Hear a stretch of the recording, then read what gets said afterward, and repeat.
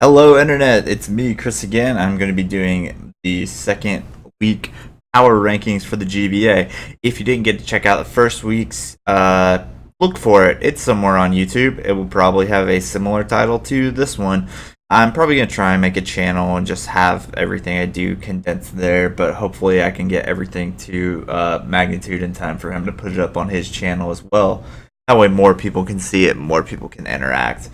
That being said, let's go ahead and talk about this week. Season two or week two is actually a pretty volatile week. A lot of the early weeks are going to be, you're going to see a lot of teams moving up and down more than they will later on, just because we have so little to go off of. And generally, the positions are going to be pretty closely ranked to overall performance and less potential, because there are so many teams that are new and starting out and really haven't found their footing yet, and really haven't shown us what they're capable of. Last week was very cut and dry, pretty much, as you had half the teams that were 1-0 and the other half were 0-1. This week, with different matchups going on, you have four teams going 2-0 for the season so far. That pretty much spells out your top four right there, and I just get to go into why I think they're at their respective places in the top four. Then we have 6 teams at 1-1, so a pretty big pack in the middle. Next week's going to be interesting when things get starting to be knocked around a little bit, and we can even see like some 0-3 teams, some 1-2 teams, some 2-1 teams, and maybe even some 3-0 teams. At least one team is going to be guaranteed to be 3-0 after next week. And then at the end of the list, we have another 4 teams that are going to be 0-2, and we're going to be talking about why they're there. That said, let's go ahead and go on to the Master Ball ranked top 4 teams. Okay, the top 4 ranked teams, as far as my GBA power rankings go right now, are all 2-0 for the season. They're all happen to be original league teams, which I don't think is going to surprise anybody. Expect the original league teams to dominate in overall statistics and in my personal power rankings for probably close to the first half of the season, if not, most of the season, because draft bias. They have a little bit better draft pool. They're way more familiar with the format. They're more familiar with a lot of the teams that they have to fight. So, that being said, we had some huge drops from last week. Last week we actually had 3 of the top 4 teams all dropped out of the top 4, and 3 Ultra Ball League teams all moved up into the top 4, just because those 3 teams lost, those 3 teams won. The only consistent Master Ball ranked team from last week is the Arizona Deoxys, who were at number 2, now move up to number 1, because hey, 2-0, last season's second place champion, and a great differential this week, going 5-0 against the Utah Jasmine, really putting up some impressive numbers. Not necessarily putting up strong MVP numbers, but doing a decent job of catching up, a few pokes as far as that goes. But really, MVP numbers are just kind of for showboating, and Gubbs isn't one to showboat. He's the guy that seems to be very focused on going for the win and also padding his differential numbers, because he does understand how vital those can be as things run into the playoffs. It's kind of a no-brainer to see him in the number 1 spot. Well, he doesn't have the most powerful offensive team, and sometimes he has to focus more on mind games and prediction aspect to create momentum with his team. He's got such a strong core and great versatility options that Gubbs really just has number 1 team to fit his play style. And sometimes that's enough to get you number 1. Number 2 is actually going to be the San Jose Sharpedos. I slept on them a lot last season and probably didn't give them as much credit as I should have. The San Jose Sharpedos actually have a really great team.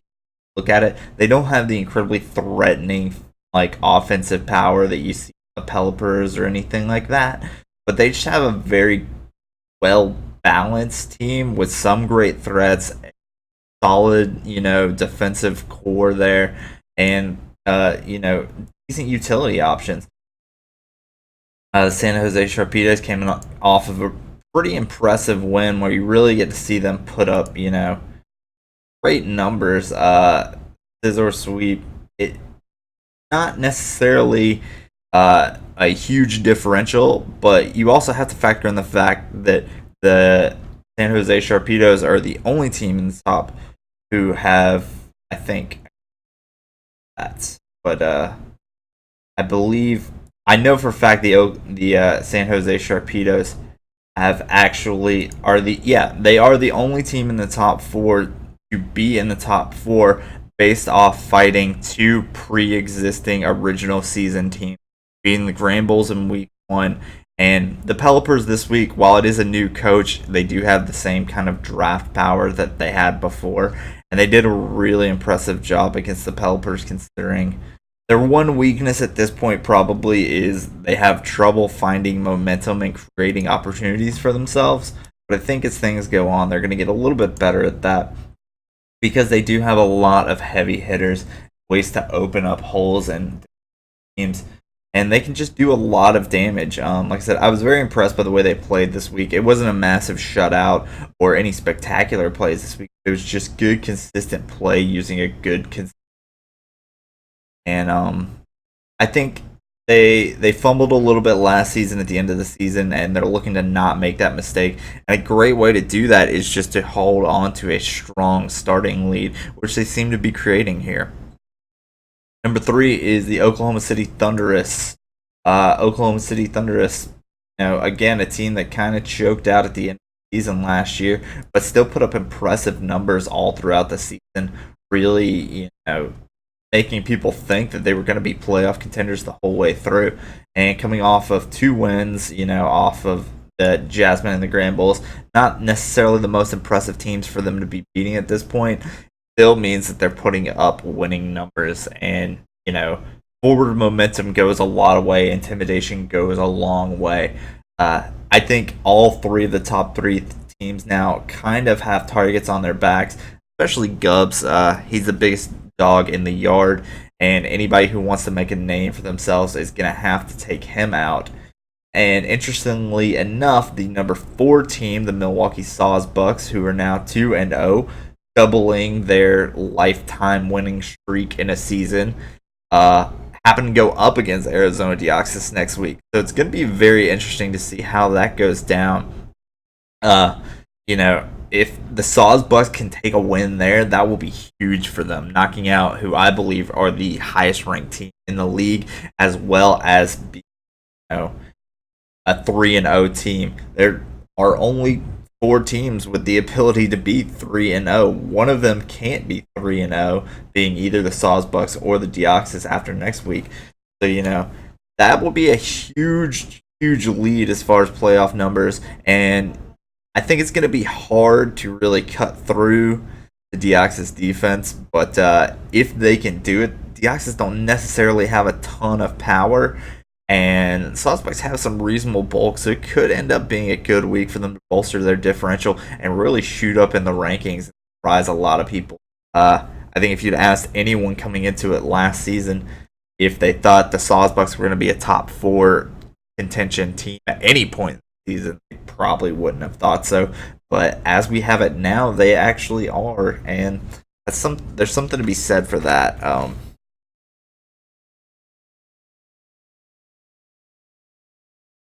All right, the next chunk we have are going to be the Ultra Ballers, the top 4 teams that are 1-1 for the season.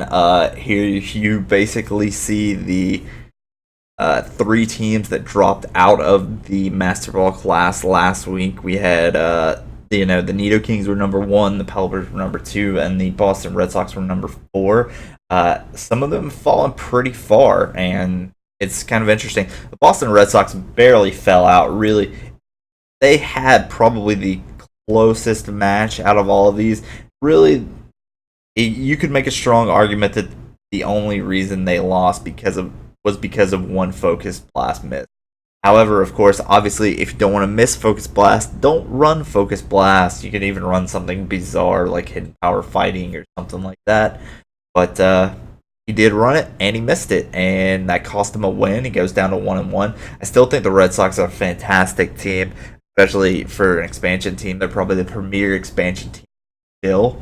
Uh, you know, anyone who has Hariyama at 4 kills for the season and has him reasonably in the race for MVP contention is doing an excellent job of coaching. And to spotlight that a little bit more, 2 weeks we've seen two totally different Hariyama stats, and we can easily see a totally different one next week and probably the week after that without having to repeat anything if Nick chooses to go that route. He's done a good job. Some crucial mistakes, obviously not running extreme on Deoxys, questionable plays, questionable coaching calls, but it's still early in the season. He's still trying things out. Eventually, he's going to realize that while it is a matchup based format, there are still going to be some things that probably need to be consistent and predictable. I said very early on in the season that if there was going to be anything the Red Sox were going to have to worry about, it was going to be Nick going too unpredictable and too crazy. And, you may have seen a little bit of that in week 2, not running priority and things like that, even though he did go for a much more traditional set on his Mega Mall Wild than the week 1 Focus Punch substitute set. Expect the Boston Red Sox to do pretty well, and they'll put up some more numbers. They're not out by any stretch of the imagination, and they could do some work next week. They don't necessarily. They've actually got a fairly favorable ranking next week, and considering how things go for the team, the top 4, we could see them move back up into that spot if someone else just drops the ball horrendously. Next up, probably the biggest shift of everyone, the LA Nido Kings, who were last season's number 1 team and last week's number 1 team, dropped down to number 6. This is for a couple of very basic reasons. One, they lost pretty bad this week. They lost pretty bad, and they lost to a team that I had rated incredibly low. They lost to the Pittsburgh Steelers, who were my 15th ranked team, and they lost 4-0. That's a huge differential for your defending championship team to lose by to an expansion team. And they lost for, some fairly simple reasons. They just brought standard stuff. They bet on a couple of things to really run train on the team. Just bulk get them through without enough offensive options and abilities to create momentum. And then the Steelix managed to plan ahead and really just shut down their few offensive options. Not necessarily with the best defensive pokes, but just through better gameplay. I think the Nido Kings kind of coasted into this week, and as a result, they lost, and they lost hard. And that's a thing that you see in sports a lot. Sometimes teams just lose because they're too confident. They're, not expecting a threat. They don't take threats seriously.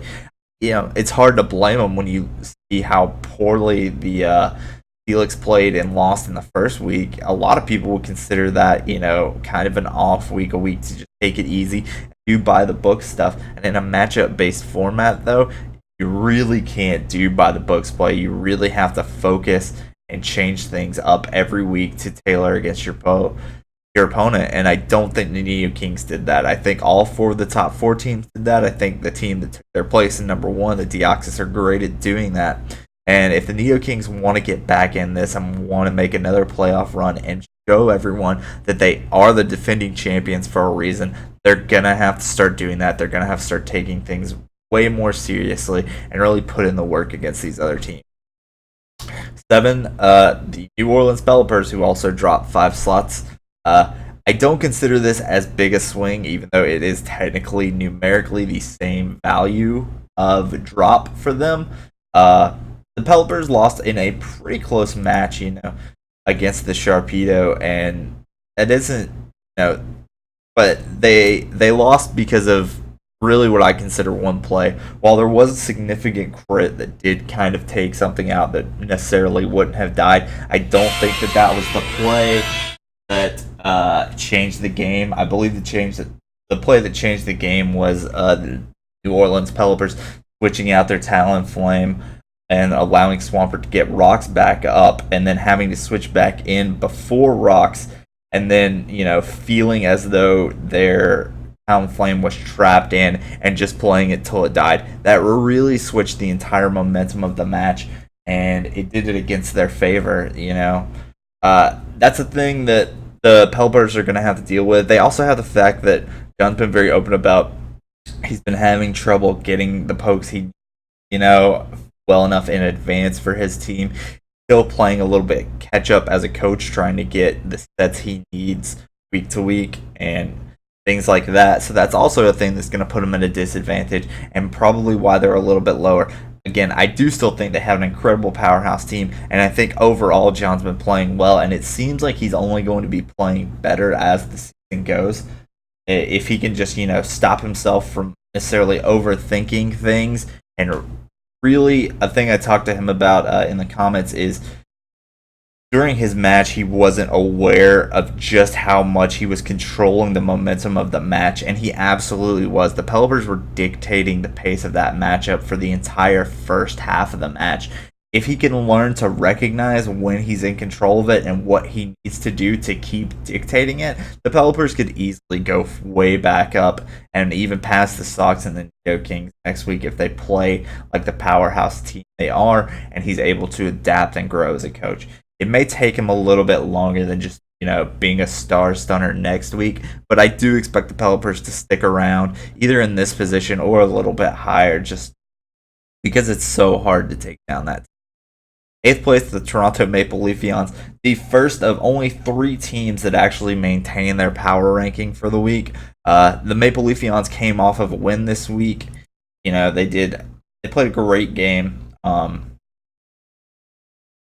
Not necessarily putting up super impressive numbers, but just taking down the Red Sox in a strong way. Like I said earlier, the match was a little bit, like I said, there was a little bit of hacks that did affect the match, but overall, there was just so much going on, and, really great use of the team. Still, I think some questionable choices as far as his selection of what he's bringing to. And I really think he's going to have to start, reevaluating some of these things. While a lot of his team is very strong, he's got some things like Claydol, who's just, it's never putting up numbers. It didn't do any utility this week. And, the team was really carried by Mega Scizor and the threat of Kiram. Some good, decent walling by Quagsire here and there. But, it's interesting to see where that team is at as far as, being in the match 1 week.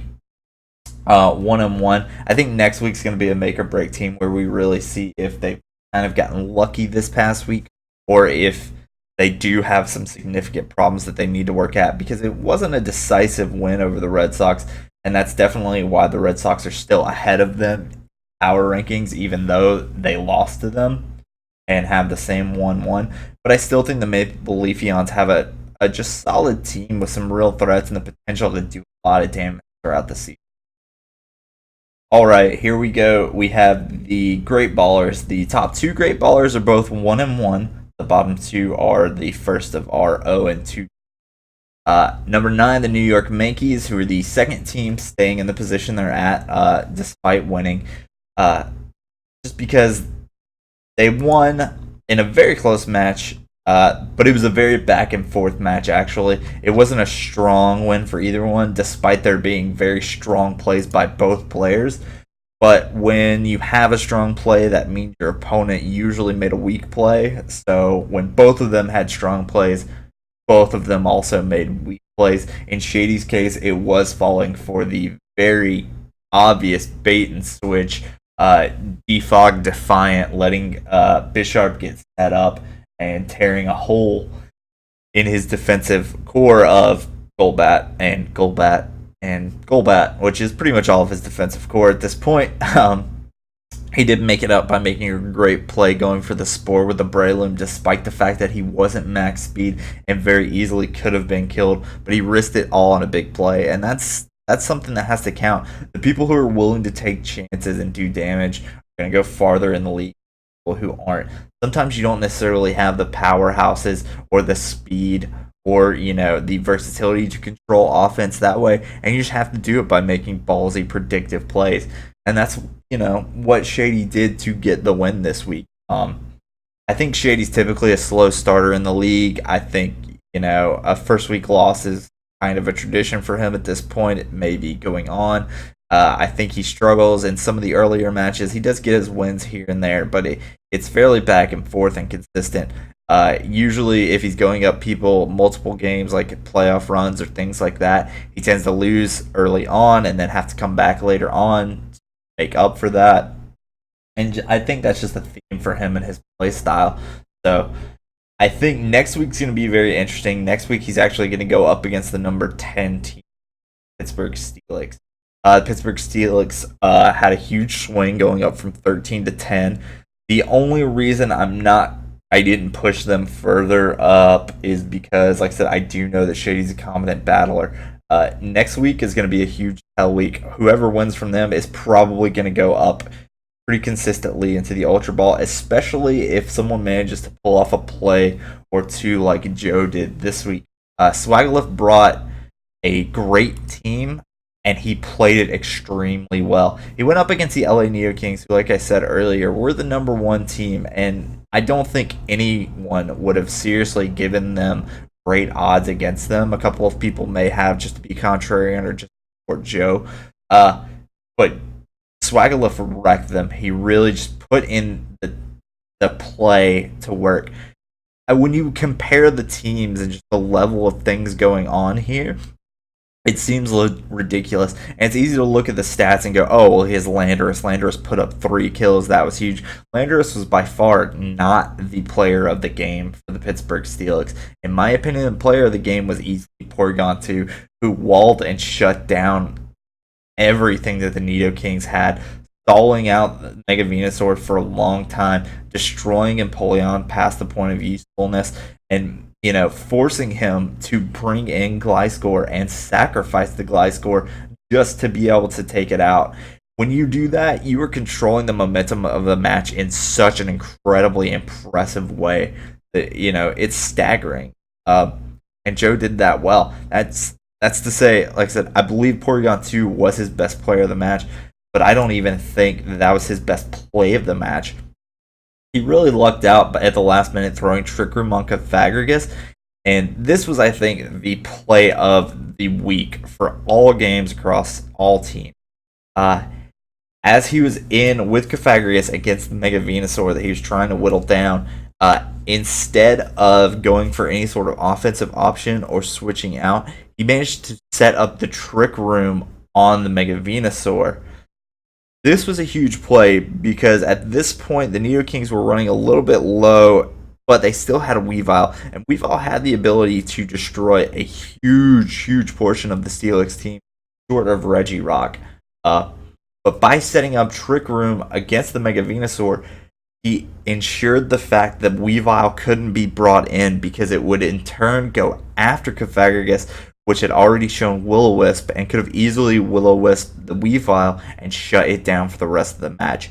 That is such an impressive way of controlling the momentum, like I was saying, without necessarily having power or just a huge wall to do it. He controlled it via a support move that didn't directly affect anything, but had a domino effect on the team and what the team could do. And it really allowed him to wear down other things, stall out some of the Venusaur's health, and put damage onto it so that other things could take it out, and so that the Weavile wouldn't be able to come in and just start running train all over him. I was so impressed by that play from the Steelix, and if they continue to play like that, they're going to shoot way up in the rankings.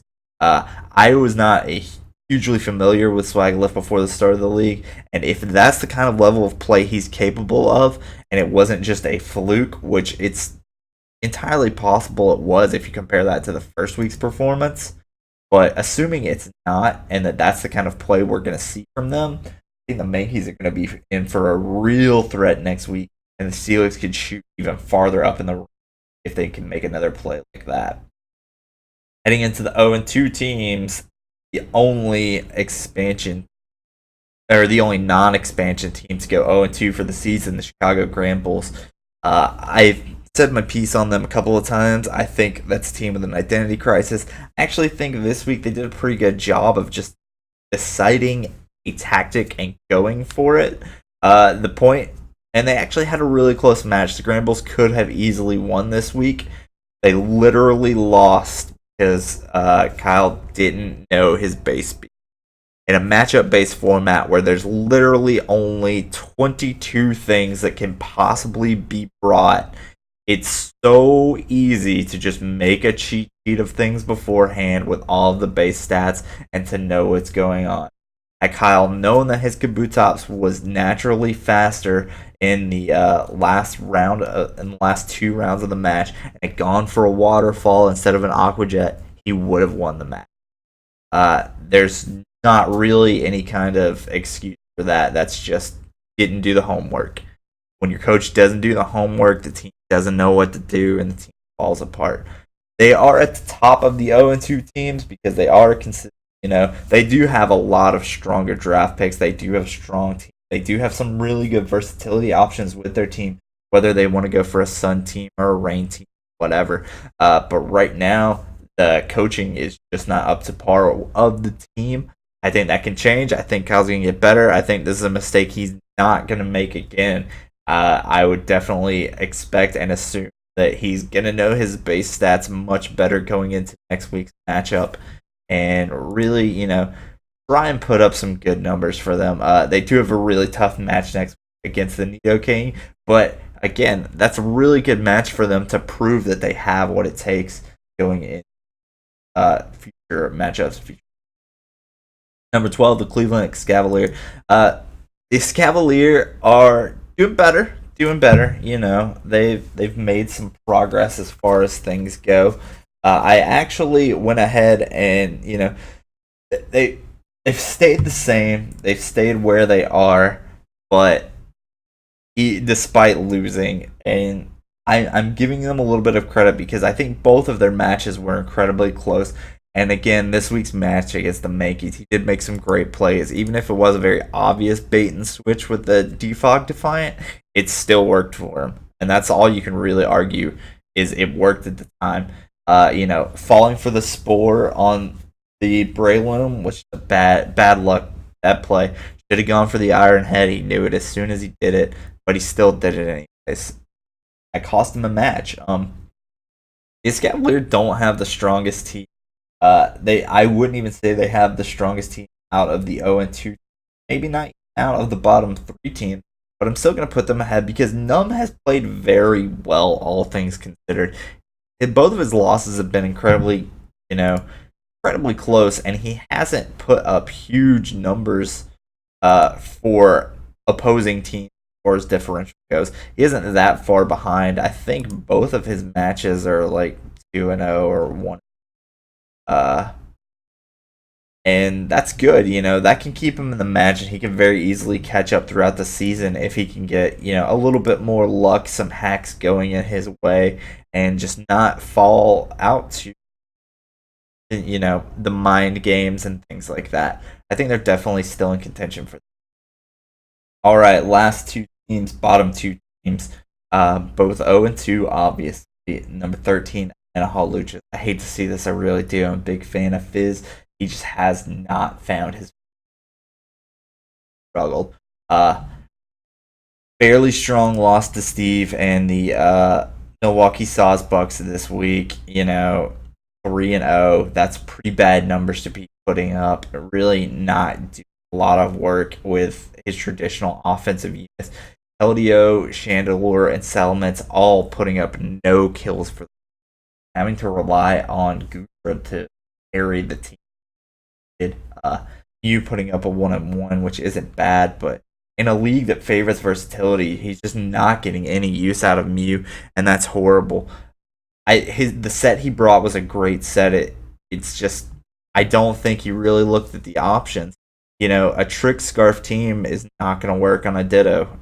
It's just not. I think it's a great set to bring. Most other weeks he would have been fine, but unfortunately it didn't work. He's going to have to get used to the matchup-based format. He's going to have to really consider what he's a lot more strongly than he that kind of thing. Caution right now, it's pretty low. not the lowest in the league. Unfortunately, that honor happens to go to the Utah Jasmine, who lost to the Arizona Deoxys in that massive 5-0 shutout for them. I said it before, and it's a recurring theme. I'm gonna try not to harp on it too much. The Jasmine are a bulky team. They don't have a true traditional defensive core, but they have enough bulk and good defensive options that they can really do some work. But they have nothing offensively. They have no way of building momentum outside of predictive switches and the plug and play offensive Cooper, which is a quote that I'm absolutely going to hold against him until he shows me through. It just isn't working for him. He's not plugging it in, or his players aren't playing. One of the two. The only thing getting kills this week for him is Cloister, which pretty much the only thing that got kills for him last week. The team just got shut down by the Deoxys. Got shut down again. I think they're going to have a very hard time next week with the Red Sox. And, he could definitely work and increase his reputation if he does well against the Sox next week. But it's going to be an uphill battle for Cooper. It's going to be an uphill battle for him for most of this. I think, unfortunately, someone has to be in last place, and in my opinion, it looks like it's. I'm not sure what he can do with his current team to really sort that out and get an offense going. Consolation, I think Cooper had the best video of the week. It was really well done. ESPN style dual narration by two outsiders and not himself, and I highly recommend you go to his channel and check that out, because even if he doesn't have the best in the league this week, he did very much have the best video of the week as far as effort and innovation. That's something. Those are the power rankings. Stick around in a minute. I'm going to go into the week 3 matchups and my prediction. Alright, going into the week 3 matchups. First off, it's going to be the Chicago Grand Bulls at the LA Nido Kings. This will be a great week for the Grand Bulls to really turn around. Not sure they're going to do it, as the Nido Kings have a very weather neutral team. Actually, the ability to take advantage of both types of weather in the form of new pick Ryko, either running Thunder for 100% accurate rain, or either running Weather Ball if the Grand Bulls, if he thinks the Grand Bulls are going to bring the drought with Ninetales, they can take advantage of that. It's definitely an uphill battle. I'm gonna have to give the King, just because I think they have more power, more experience winning. I don't expect it to be a huge shutout. It's probably going to be another 2-0 in the Nido Kings' favor. Something pretty. Next up is going to be Cleveland Escavalier at Toronto Maple Leafeons. This one could go either way. Numb's probably pretty hungry for a win right now. I think the Maple Leafeons are probably hungry to solidify the fact that they are legitimate contenders. Actually going to go ahead and give this one to the Escavalier. I think I was more impressed by the way they played this week than I was by the Leafeons, despite the fact that I think the Leafeons do have way more power and threats on their team. But I think Num is getting the hang of, expecting things and bringing counter threats a little bit more, and he should be able to do more work with that. It's a pretty close match again. Probably a 2-0 in the Escavalier's favor. Third matchup for the week, Milwaukee Sawsbuck at Arizona Deoxys.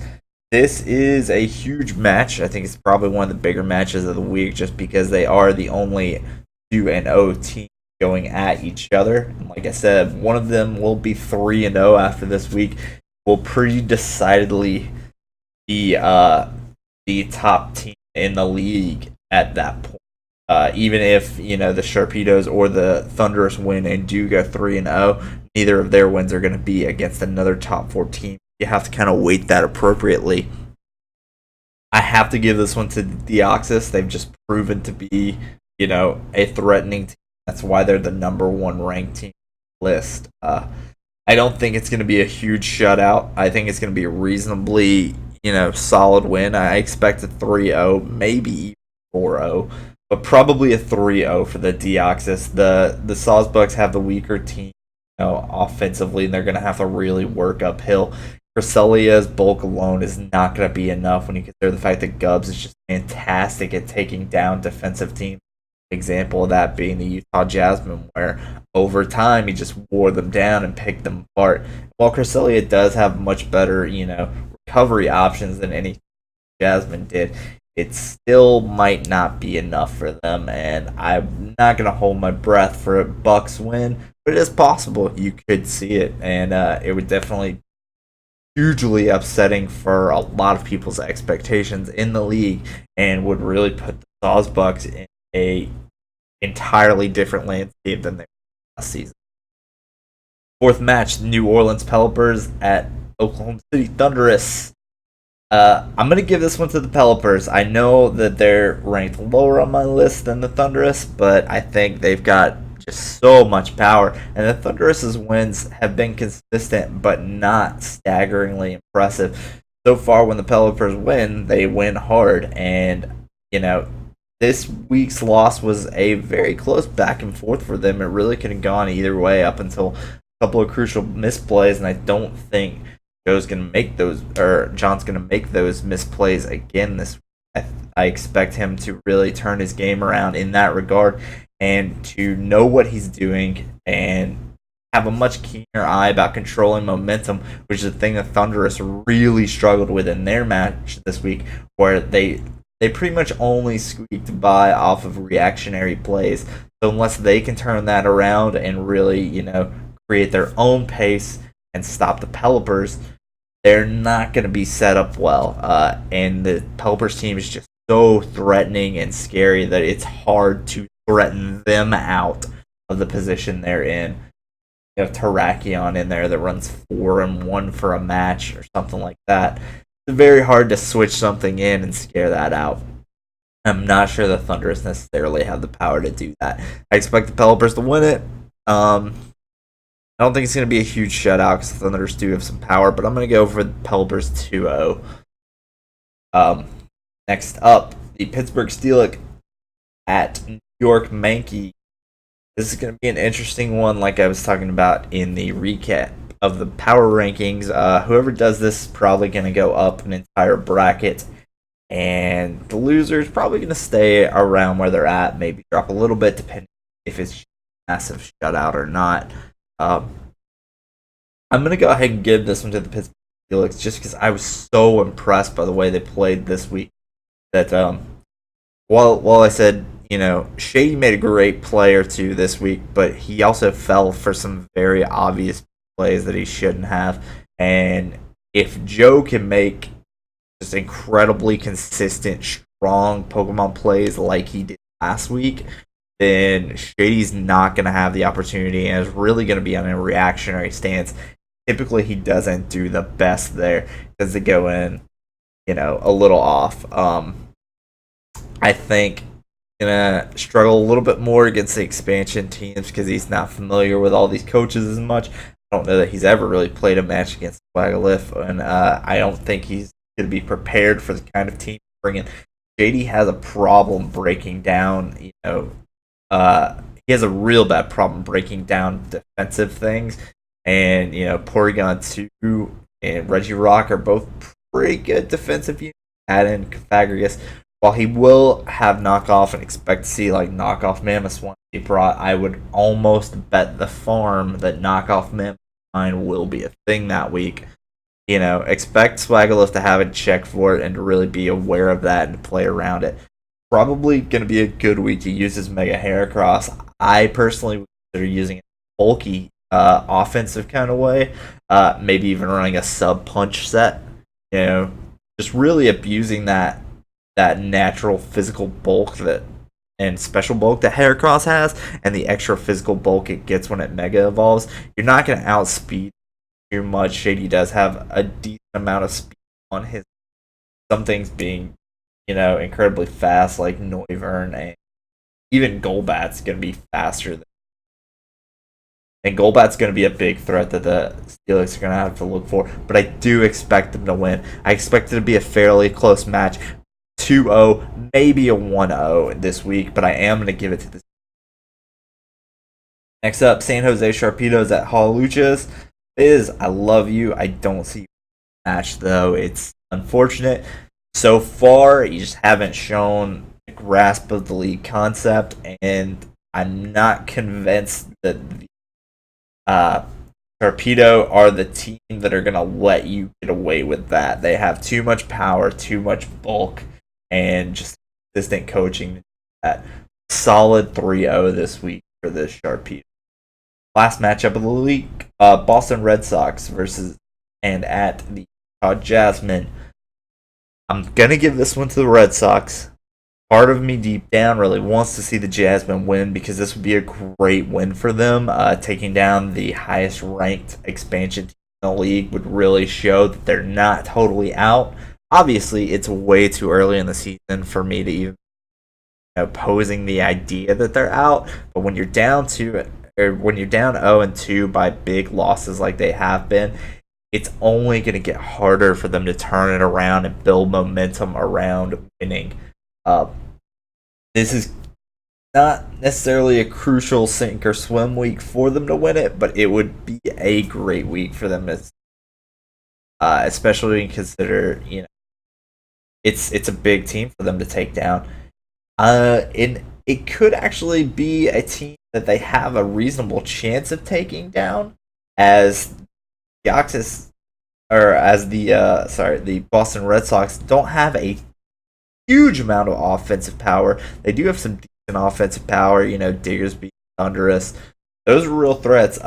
Competitive Milotic, but I don't think you're ever going to see that get activated, as the Jasmine don't really have.